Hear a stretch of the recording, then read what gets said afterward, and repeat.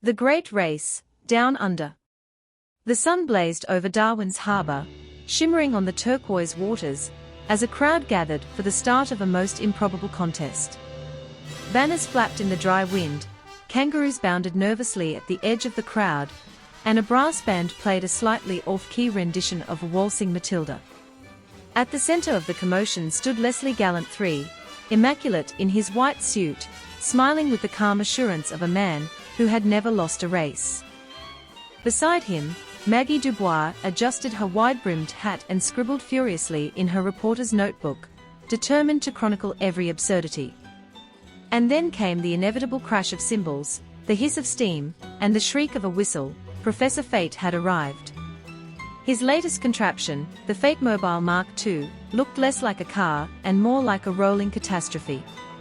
It had spiked wheels for desert sands, a collapsible snorkel for river crossings, and a mysterious lever labeled Emergency Boomerang Deployment. Max, his long-suffering assistant, clung to the side, already covered in soot. Gallant. Fate bellowed, his mustache twitching with fury. This time, victory shall be mine. Australia will witness the triumph of genius over idiocy. Leslie tipped his hat. Professor, I wish you the very best of luck.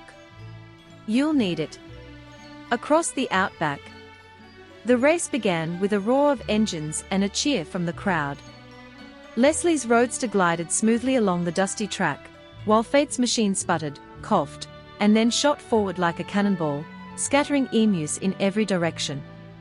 Through Kakadu's crocodile-infested rivers, Leslie used a clever raft attachment, while Fate attempted to drive straight across.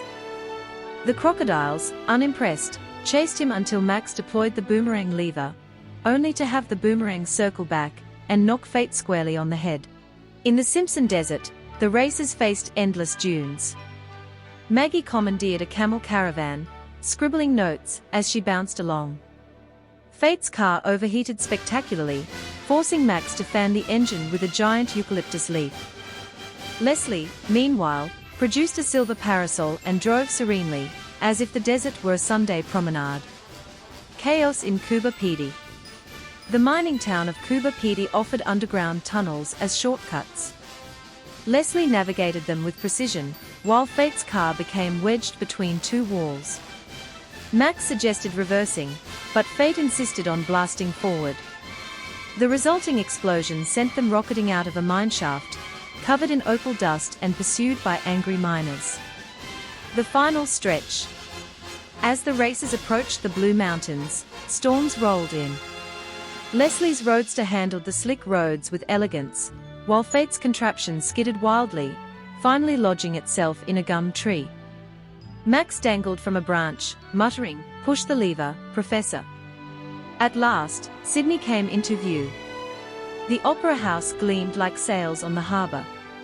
Leslie coasted toward the finish line, Maggie swooped overhead in her platypus-shaped hot air balloon, and Fate, miraculously freed from the gum tree, barreled down the road, sparks flying. The three crossed the line simultaneously, colliding in a heap of cars, balloon fabric, and indignant kangaroos. The judges argued furiously, unable to declare a winner. Leslie dusted off his suit. "It seems, Professor, that once again we have tied." Fate growled, shaking his fist. "Next time, Gallant. Next time." Maggie smiled, pen poised. "Gentlemen, I think the world will agree, the true winner is the spectacle." Epilogue. The crowd erupted in laughter and applause. The great race had once again delivered chaos, comedy, and a celebration of human folly.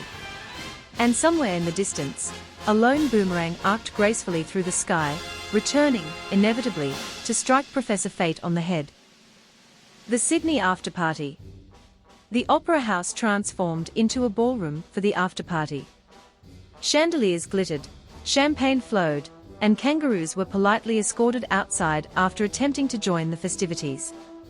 Leslie danced gracefully with Maggie, while Fate sulked in a corner, plotting improvements to the Fate Mobile Mark III. Max hovered nearby, balancing a tray of hors d'oeuvres. Rusty Bill entertained guests with tales of his bush mechanic exploits, occasionally producing spare parts from his pockets as party favors. At midnight, a toast was raised. To the great race down under, Maggie declared. May its madness live forever in memory.